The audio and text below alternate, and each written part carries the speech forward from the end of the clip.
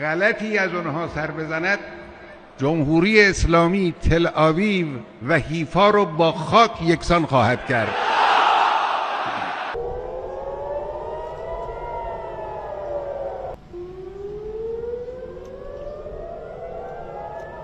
ایران او اسرائیل نن سهار وختي تازه بریدونه سره تبادله کړل.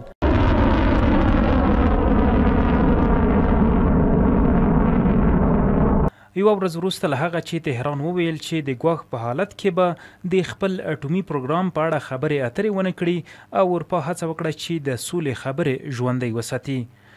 په اسرائیل کې د سهار له 2:30 دقیقو وروسته د اسرائیل پوځ د ایران څخه د توغندیو د راوتلو خبرداری ورکړ چې د مرکزي اسرائیلو په ځینو برخو کې په شمول د تل ابیب او همدارنګه د اسرائیلو تر اشغال لاندې لویدیځې غاړې کې د هوایي برید د خطر زنګونه وشرنګېدل.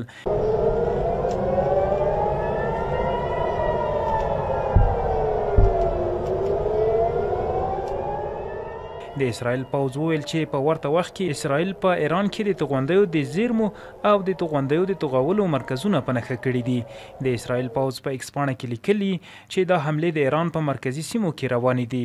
له 9 شپو او ورځو بریدونو وروسته دواړو هیوادونو کې اوښتې مرګ ژوبلې په اړه وروستي جزئیات دا دي.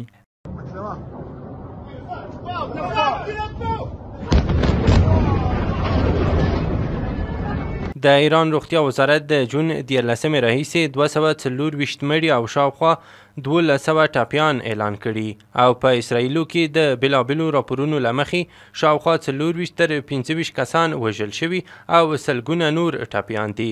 په وروستیو بریدونو کې په حفا کې 17 تنه ټپیان شوي.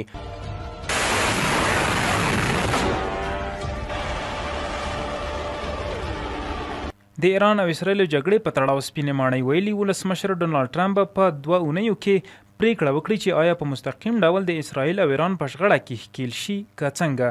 د سپینې ماڼۍ ویان د کارولین لویټ د جمعې په شپه په یوه کنفرانس کې وویل د ایران د وضعیت په اړه پوهیږم. د رسنیو منځ کې د ولسمشر د پریکړې او دا چې متحده ایالات به په مستقیم ډول ښکیل شي که نه ډېر اټکلونه کیږي. همدې مسلې ته په پام زه د ولسمشر څخه مستقیم پیغام لرم او لولم یې د دې حقیقت پر بنسټ چې له ایران سره د خبرو لپاره د پام وړ چانس موجود دی چې ممکن په نږدې راتلونکي کې ترسره شي یا نه. زه به خپله پریکړه وکړم چې آیا په راتلونکو 2 اونیو کې لاړ شم که نه.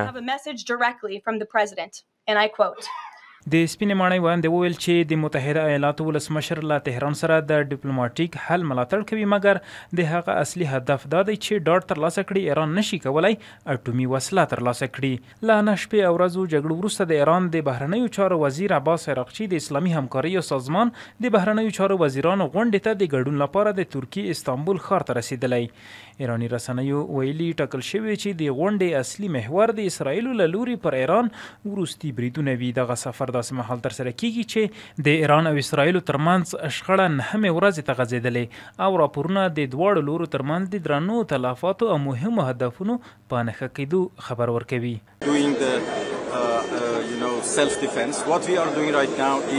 لکه څرنګه چې تاسې پوهیږئ موږ دا کار چې اوس مهال کوو د خپل مشروع حق د دفاع په خاطر ترسره کوو، د هغې یرغل پر وړاندې چې بې له کومې غبرګون څخه پر موږ ترسره شوی دی. لکه څرنګه چې ټول پوهیږي موږ د امریکا متحده ایالتونو سره د خبرو په حال کې وو او ټاکل شوې وه چې د جون په 15 شپږمه ناسته ولرو، خو ناڅاپه د جون په 15 یوازې 2 ورځې مخکې له خبرو اسرائیلیانو پریکړه وکړه چې پر موږ برید وکړي. دا ښکاره ده چې هغوی د ډیپلوماسۍ ضد دي. دا هم ښکاره ده چې هغوی نه غواړي د دې موضوع سوله ییز حل ومومي. موږ پوره چمتو یو چې د خپل اټومي پروګرام لپاره یو تفاهم ته ورسیږو، لکه څرنګه چې مو په 2025 کال کې وکړل. تاسو پوهیږئ چې هغه مهال موږ له P5 هیوادونو سره یوه هوکړه وکړه. هغه 2 کلنۍ خبرې اترې وې او کله چې هوکړې ته ورسېدو ټولې نړۍ دا ولمانځله.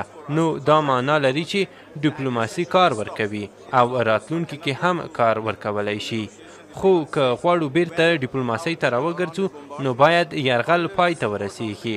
دا واضح خبره ده. زه نشم کولی چې د امریکا سره د خبرو میز ته کینم په داسې حال کې چې زموږ خلک د امریکا له ملاتړ لاندې تر بمبارۍ لاندې دي.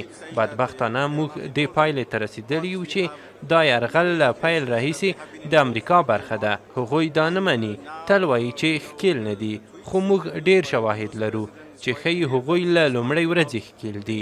اوس خو د امریکا د ولسمشر ټویټونه او مرکې هم دا واضح کوي چې دا د امریکا مشرتابه پرېکړه ده.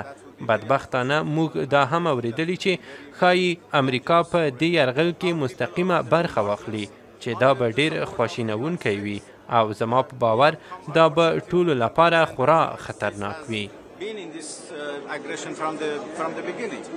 بلخوا تسنیم خبري اژانس خبر ورکړی چې په اسرائیلو د توغندیز بریدونو بله نوې څپه پیل شوې ده. اسرائیلي رسنیو هم خبر ورکړی چې ګڼ شمېر توغندي په اسرائیلو کې دننه لګېدلي، خو اوښتې مرګ ژوبله او زیانونو په اړه یې څه نه دي ویلي. د اسرائیل پوځ بیا خبر ورکړی چې دوی هم نن سهار وختي پر تهران د خپلو بریدونو نوې څپه پیل کړې ده. به ساکنین سرزمین‌های اشغالی به ویژه تل‌آویو و حیفا هشدار داده می‌شود برای حفظ جان خود این مناطق رو ترک کنند و خودشون رو قربانی امیال حیوانی نتانیاهو نکنند. همدارنګه د ایران پوځ په یوه خپره کړې خبرپاڼه کې ویلي چې دوی به په خپله وروستۍ حمله کې پر اسرائیلو د فتح نسل اول توغندیو څخه استفاده کړې ده. تیر کال ایرانی رسنۍ راپور ورکړی و چې اسلامي جمهوري نظام پر اسرائیلو د فتح یو په نوم د یوه نوي توغندي کار اخیستی و. دا توغندی د ایران له لوري هایپرسونیک بلل شوی، یعنې د غږ له چټکۍ څخه تر 15 چنده زیات سرعت لري. د CNN خبري اژانس د راپور له مخې شنونکي وایي چې نږدې ټول بالستیک توغندي د الوتنې پر مهال د هایپرسونیک سرعت ته رسیږي، په ځانګړې توګه هغه مهال چې وروستي هدف ته د ښکته کېدو په وخت کې وي.